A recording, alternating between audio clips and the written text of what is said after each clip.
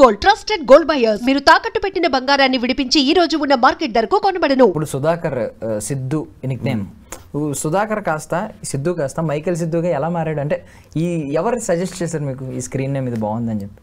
Actually suggest ఎవరు చేయలేదు bro. బేసిక్గా నేను మైకేల్లో సందీప్ కిషన్ గారు డైపర్ సీన్ అది అక్కడ నుంచి చాలా మంది చూశారు, అరే ఇక్కడ మనోడే కదా అనేసి చాలా మంది గుర్తుపెట్టారు. మనకు తెలిసిన సర్కిల్లో అందరూ ఆ సీన్ పర్టికులర్గా నాకు అందరూ మైకేల్ మైకేల్ అనేసి పిలిచేటవాళ్ళు. ఆ మైకేల్ ఆ సీన్ ఉండే కొద్దీ అందరు అలానే పిలుస్తూ ఒక అన్న ఎవరో మైకేల్ సిద్ధు, అరే మైకేల్ సిద్ధు అని బాగుందిరా ఈ పేరు, నువ్వు ఇది కంటిన్యూ చేయొచ్చు కదా అంటే నీకు సినిమా పేరు రికగ్నేషన్ ఉంటుంది, నీ పేరు రెండు కలిపి పెట్టుకుంటే బాగానే ఉంటుంది అంటే అక్కడ నుంచి మైకేల్ సిద్ధు అని పెట్టుకున్నాను అనమాట. సో అప్పటి నుంచి నాకు బేసిక్గా నేను బిఫోర్ ఎంత చేసినా కూడా నేను మైకేల్ చేసిన తర్వాత నుంచి నాకు మంచి క్యారెక్టర్స్ వచ్చాయండి. ఆ మైకేల్లో ఉన్న సీన్ చూసి చాలామంది ఆ సీన్ ఒకటే, నేను ఎక్కడైనా ఆడిషన్స్ కావచ్చు ఏదైనా డైరెక్టర్ చూపించిన ఆ ఒక్క సీన్ చాలండి అంటారు నాకు. అంత బాగా ప్లే చేసే ఆ క్యారెక్టర్. ఆ టైంలో నాకు డైరెక్టర్ కూడా టాస్క్ ఇచ్చారు. ఆయన కూడా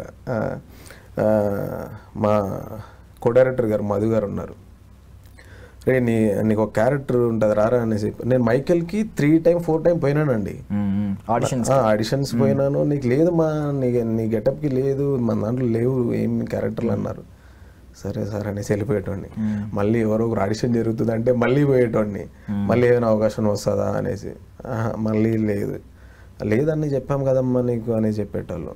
ఓకే సారీ సార్ అనుకొని మళ్ళీ డిసప్పాయింట్తో మళ్ళీ వెళ్ళిపోయేటోడిని. అలా 2 టైమ్స్ 3 టైమ్స్ వెళ్ళాను. 4వసారి నేను బిఫోర్ ఒక మూవీ చేసా. కో డైరెక్టర్ ఎక్కడున్నారా సిద్ధు అంటే, సార్ ఇక్కడ ఉన్నాను సార్ అంటే, సరే పొద్దున్నే అర్జెంట్గా నేను లొకేషన్ పెడతా అక్కడ వచ్చారా అన్నాడు. సరే లొకేషన్ చూసుకుంటా వెళ్తే డైరెక్ట్ మళ్ళీ మైకేల్ ఆఫీసే పోయినా. అరే ఇక్కడ ఇప్పటికే 3-4 సార్లు వచ్చి రిటర్న్ పోయినా మళ్ళీ ఇక్కడే రమ్మన్నారా అంటే ఇంకా ఆ సినిమానో వేరే సినిమానో అనుకున్నా. కానీ మైకేల్ మూవీనే అండి అది. పిలిచారు, ఒక డైలాగ్ ఇచ్చారు, చూసా. డైలాగ్ చూసిన తర్వాత ఓకే సార్ చెప్పేస్తాను అంటే, చెప్పేస్తావా అంటే చెప్తాను సార్ అంటే చెప్పు అంటే చెప్పా. ఏంటి గురునాథ్ ఫినిషింగ్ టచ్ ఇచ్చానా, రే వీడు ఎంత ఈజీగా చావకూడదురా, వీని టార్చర్ పెట్టి చంపాలనేసి ఒక డైలాగ్ ఇచ్చారు. అది సింపుల్గా చెప్పి నేను ఇమీడియట్లీ చూసి అలా చెప్పేశా. దాని తర్వాత ఓకే నువ్వు పక్కనుండు డైరెక్టర్ సార్ వస్తారు చూస్తారంటే డైరెక్టర్ ముందు చెప్పా. ఓకే బాగుంది అని చెప్పి ఆయన ఆ క్యారెక్టర్కి ఫిక్స్ చేసి పెట్టేసుకున్నాను. దాని తర్వాత ఇంకో క్యారెక్టర్ ఉంటే దాని గురించి చాలామంది దగ్గర ఒక 300-500 మెంబర్స్ ఆ క్యారెక్టర్ని తిప్పారంట. ఓడు సెట్ అవ్వలే. నా ముందు ఒక 10 మందిని చూస్తున్నారు అనమాట, 1 by 1 చెప్తున్నారు. ఎవరు చెప్పట్లేదు, డైరెక్టర్ ఏమో ఇటు చూస్తున్నది ఏంట్రా వీళ్ళు అనేసి. సరే నేను ట్రై చేయన్నా అనేసి నేను అడిగేసిన, అక్కడ ఆగలేక నేను అడిగేసిన ఆ డైలాగ్ నేను చెప్పొచ్చా అనేసి. సరే చెప్పు అంటే నేను చెప్పాను. చెప్పిన తర్వాత మధ్యలో ఆపేశారు. నేను ఆపేసి నేను కంటిన్యూ చేస్తున్నా. డైలాగ్ చూసుకోలేదా అన్నాడు. లేదు సార్ నాకు వేరే డైలాగ్ ఇచ్చారు అది చెప్పేశాను, ఈ డైలాగ్ నేను చూసుకోలేదంటే 5 నిమిషాలు టైం ఇస్తాను, నేను కిందకి వెళ్ళి వస్తాను, ఆ లోపల ప్రిపేర్ అయ్యి ఉండు రెడీగా అన్నాడు. సరే సార్ చూసుకున్నా, స్క్రిప్ట్ ఇచ్చారు చూసుకున్నా.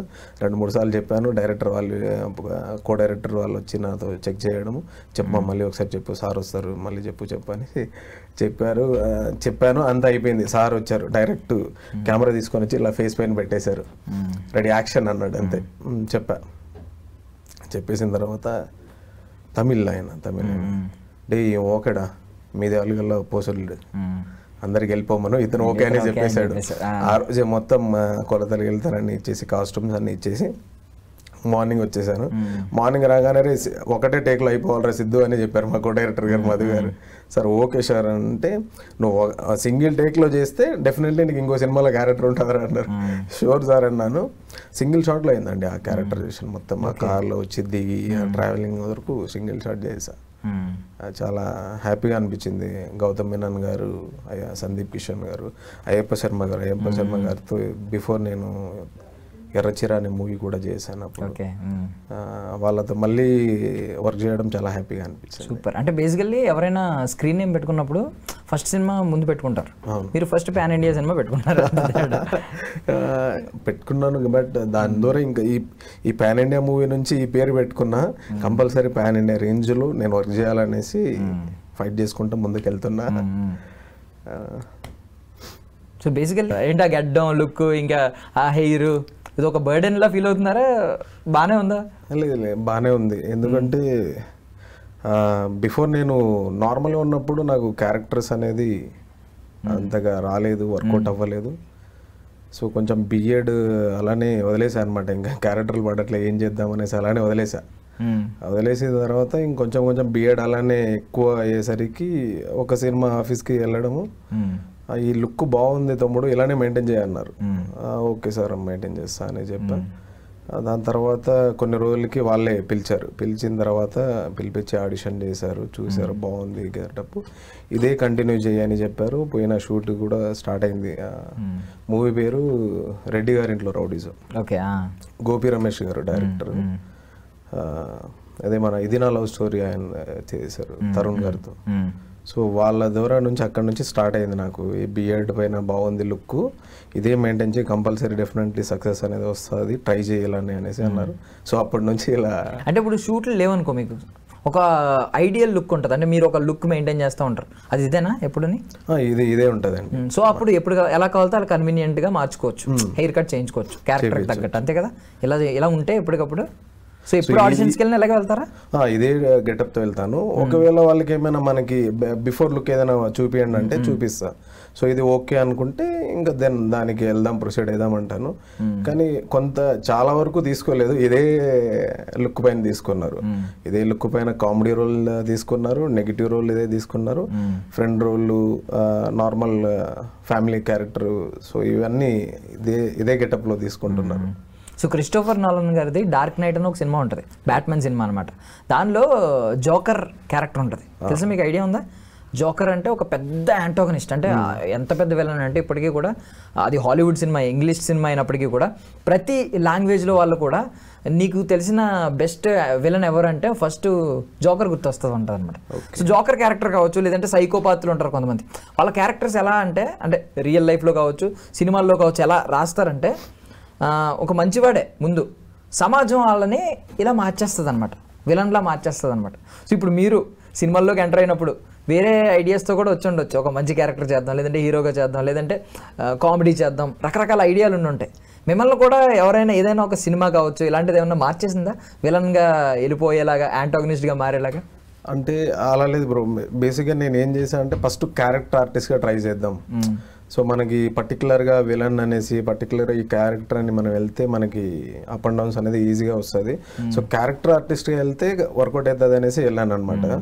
సో అప్పటికి క్యారెక్టర్ ఆర్టిస్ట్గానే చేశాను. అండ్ నెగిటివ్ విలన్ క్యారెక్టర్లు బాగా వచ్చినాయి. So back to back villain క్యారెక్టర్లు కూడా బాగానే చేశాను. సో దాని ద్వారా ఇంకా విలన్ క్యారెక్టర్కి మనం సెట్ అవుతున్నాము, మనకి ఇదే వస్తుంది అనుకొని స్టార్ట్ చేశాను అనమాట. సో ఇలానే ట్రై చేద్దాం. నేను వెళ్ళే ఆఫీస్ కూడా ఇంకా విలన్ క్యారెక్టర్గా చేశాను, సపోర్టింగ్ క్యారెక్టర్ చేశానండి, ఏదైనా పాసిబుల్ అయితే చూడండి అనేసి అడుగుతాను అనమాట. సో ఉంటే చెప్తారు, లేదంటే లేదు. మ్యారీడా మీరు? మ్యారీడ్. ఓకే. సో ఇప్పుడు మీరు యాక్టర్ అవ్వకముందు మీరు సినిమాలు చూసినప్పుడు, లేదంటే ఏదైనా వెబ్ సిరీస్లు చూసినప్పుడు విలన్ మీద మీకు ఎలాంటి అభిప్రాయం ఉండేది? ఒక నెగిటివ్ క్యారెక్టర్ మీద మీకు ఎలాంటి అభిప్రాయం ఉండేది? అంటే మా నెగిటివ్ క్యారెక్టర్ చేసేటప్పుడు అంటే వాళ్ళపైన ఎటువంటి ఒపీనియన్ ఉండదు, కానీ మనం కూడా ఆర్టిస్ట్ అవ్వాలనుకున్నాం కాబట్టి ఇలా చేయాలి, ఇతను లెక్కన చేయాలి క్యారెక్టర్. అంటే వాళ్ళు ఇప్పుడు ఆఫ్ స్క్రీన్ కనిపించారు మీకు, ఎవరో మొత్తం సినిమాలన్నీ నెగిటివ్ రోలే చేశారనుకోండి, ఫర్ సపోజ్ జీవా గారు లాంటి వారు కొంతమంది ఉంటారు, అలాంటి వాళ్ళు బయట కనిపించినప్పుడు మీకు ఏమనిపిస్తుంది? వాళ్ళ మీద ఏమన్నా కొంచెం నెగిటివ్ అభిప్రాయం ఉంటుందా? ఓమో వీళ్ళు బయట కూడా ఎలా ఉంటారేమో, యారగెంట్గా ఉంటారేమో అనిపిస్తుంది అండి. ఇప్పుడు జీవా గారితో నేను నెల్లూరి నరజాన్ అనే మూవీ చేశాను. సో ఫస్ట్ ఆయన చూసినప్పుడు ఈయన మాట్లాడతారో లేదో, ఏమని ఉంటారు, ఎలా పోయి మాట్లాడాలి ఆయనతో, ఇప్పుడు పెద్దవాళ్ళ దగ్గర మనమే వెళ్ళి మాట్లాడాలి కాబట్టి ఎలా మాట్లాడాలి అనేసి నేను వెయిట్ చేసి ఏమని మాట్లాడాలి, ఎలా మాట్లాడాలని అని నాలో నేనే డిస్కషన్ చేసుకునేటండి. సో నార్మల్గా వెళ్ళి సార్ హాయ్ సార్ హలో అంటే హాయ్ మా అనేసి చెప్పారు. ఓకే, అంతవరకే డిస్కషన్. మళ్ళీ ఆయనకి నాకు కాంబినేషన్ ఏం రాలేదు. ఒక 2 days షూట్ జరుగుతుంది, మళ్ళీ ఇంకో రోజు మా కాంబినేషన్ వచ్చింది. సో వచ్చినప్పటికీ దాని తర్వాత ఈక్వల్ ఇద్దరికి వార్ టు వార్ ఉంటుంది అనమాట నాకు జీవ గారికి. ఆ ఒక్క సిచ్యువేషన్ చూసిన తర్వాత బాబు ఇక్కడ రా అని పిలిచారు. సార్ చెప్పండి సార్ అంటే అప్పుడు నా పేరు అడిగారు, ఏం పేరు నీ పేరు అంటే sir so and so Michael Siddhu sir అని చెప్పాను. అవునా సరే బాగా చేస్తున్నావు, బాగా చేయనన్నా మంచి అవకాశాలు వస్తాయి అనేసి ఆ రోజు నుంచి నాకు మంచి ట్రావెలింగ్ అనమాట సారు. స్టిల్ ఇప్పుడు కూడా నేను జీవా సార్కి ఫోన్ చేస్తే సార్ నేను సిద్ధు సార్ అంటే చెప్పినానా ఎలా ఉన్నానా ఏం చేస్తున్నావు అనేసి మాట్లాడతారు, బాగా మాట్లాడతారు. ఆయన మన క్యారెక్టర్లో చూసేదానికి బయట చూసేదానికి చాలా బాగుంటారు. ఇప్పుడు రీసెంట్గా మన కోట శ్రీనివాసరావు గారు చనిపోయారు. ఆ సార్తో కూడా మనకి మంచి అనుభవం ఉందన్నమాట. ఏ సినిమా చేశారు? మూవీ చేయలేదండి, నార్మల్గా ఇంటికి వెళ్ళాను. అప్పుడు 2000 కరోనా ముందు 19 అనుకుంటా. సో ఆ టైంలో వెళ్ళాను, వాళ్ళ ఇంటికి వెళ్ళాను. నార్మల్గా మా ఫ్రెండ్ ద్వారా వెళ్ళాను. నాకు పిలిచి ఇలా రా అన్నారు. సార్ చెప్పండి సార్ అంటే పోయి ఇట్లా చేతులు కట్టుకున్నా, చేతులు తీరా అన్నాడు. సార్ చెప్పండి సార్ అంటే గడ్డం ఎందుకు పెట్టుకున్నావు ఇలా అనేసి అంటే ఆయన అందరినీ అదే అంటారు, నన్ను కూడా ఆల్రెడీ క్లాస్ స్పీకర్. దాని తర్వాత సరే ఏం లేదు sir normal cinema shoot artist sir అంటే ఆర్టిస్ట్ అయితే గడ్డం పెట్టుకోవాలరా అన్నాడు. నాకు నెక్స్ట్ టైం నువ్వు ఇలా కనిపించకూడదు అన్నారు. సరే సార్ అనేసి చెప్పా. దాని తర్వాత నుంచి ఇంకా అటు ఆయనని కలవలేకపోయాను. రీసెంట్లీ కలుద్దాం అనుకున్నాం, అంటే మా మూవీ ప్రమోషన్ ద్వారా నేను ఎవరినైనా చూస్ చేసుకొని సార్ దగ్గర వెళ్దాము అనుకున్నా. బై బ్యాడ్ లక్ సార్ ఇలా అవ్వడం. 2019 ఆ టైంలో నేను అంటే అప్పుడు గెడ్డం వస్తుంది కాబట్టి సరేలే పెంచుకుందాం అని చెప్పి పెంచుకుని వెళ్ళినప్పుడు గెడ్డం ఎందుకు పెంచుకున్నాం అని చెప్పి 1 గంట క్లాస్ స్పీకర్ నాకు కూడా. ఈవెన్ అంటే ఎందుకు చదువుకుని ఎందుకు ఇందులోకి వచ్చావు ఆయన చాలా ఎవరికైనా కూడా కొంచెం చెప్తారు, అంటే మనవాడా పరాయుడా, ఈ రోజే పరిచయం నిన్న పరిచయం నేనేం చూడరు. ఆయనకి ఫస్ట్ ఆఫ్ ఆల్ ఆయన క్లీన్ షోతో నీట్గా కనిపించాలి. అవును, ఆయన ఒక గవర్నమెంట్ ఎంప్లాయీ బ్యాక్ డ్రాప్ నుంచి వచ్చారు కాబట్టి మేబీ. బట్ అకస్మాత్తుగా ఇది జరగడం కూడా చాలా మంది 1 day మొత్తం వాళ్ళతోనే స్పెండ్ చేశాను అనమాట. వాళ్ళ మనవుడిది పెళ్లి రోజు అక్కడే వెళ్ళాను, కలిశాను, బాగా మాట్లాడారు అందరూ చాలా హ్యాపీగా. ఎప్పుడు పోయినా కూడా మనకి ఇప్పుడు మాట్లాడతారనమాట. అంత ర్యాప్ వచ్చింది ఆ 1 dayలోనే.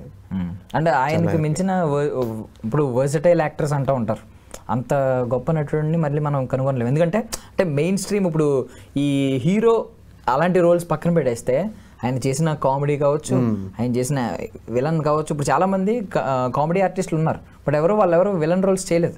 ఇప్పుడు ఈయన విలన్గా అంటే విలన్ లాగే చూస్తాం, కామెడీ చేస్తే కామెడీయే చూస్తాం. బాబు మోహన్ గారితో ఈయన ఇద్దరు కాంబినేషన్ ఎన్ని సినిమాల్లో కామెడీ సీక్వెన్స్లు ఉన్నాయి వాళ్ళిద్దరివి, ఎన్ని సినిమాల్లో ఈయన విలన్ లాగా మల్లేశ్వరి లాంటి సినిమాలు ఎన్ని ఉన్నాయి.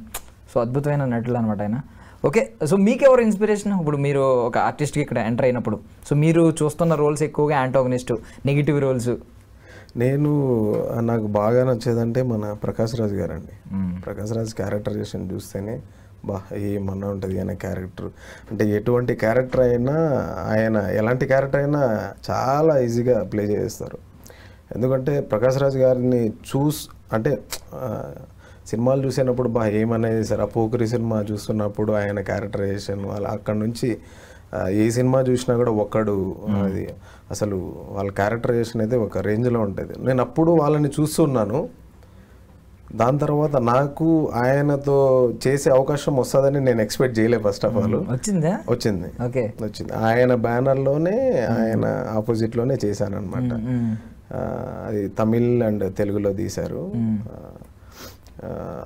ఆ సినిమాలో జస్ట్ అంటే డిస్కషన్స్ ఉంటాయి అన్నమాట. డిస్కషన్ ఉంటే మేము మా బాస్ ఇంకో అన్న ఉంటాడు, మేము డిస్కషన్ మాట్లాడుతున్నప్పుడు ఈయన చెప్తాడు, రే తమిళ్లో రే వాద్యారల్లా ఆళ్ళు వచ్చి అడిగిరాంగడా అనేసి అంటే టీచర్లు కూడా మనుషులు పెట్టి కొట్టిస్తున్నారా అని అంటాడు నన్ను. అవునన్నా ఈ మధ్య అలా నడుస్తుంది అనేసి నేను అంట. సో ఆ డిస్కషన్లో ఏమైంది చెప్పండి అంటే, వాళ్ళ కూతుర్ని సమయంలో ఏడిపిస్తున్నాడు, వానికి ఫోటో ఇచ్చి మమ్మల్ని విని పట్టుకోని అంటే ఆ ట్రావెలింగ్ మొత్తం బాగానే ఉంటుంది, మంచి త్రూఅవుట్ ఉంటుంది. అది కూడా అది త్వరలో రిలీజ్కి ఉంది. మళ్ళీ నవీన్ చంద్ర కాంబినేషన్ చేసాము, నవీన్ చంద్ర గారు ఆయన కాంబినేషన్ చేసాము. కార్తీక్ రత్నం హీరో. తమిళ్లో నారప్ప అసురం చేసిన అబ్బాయి తమిళ్లో, తెలుగులో నారప్పలో ఈ పెద్ద కొడుకు చేశారనమాట.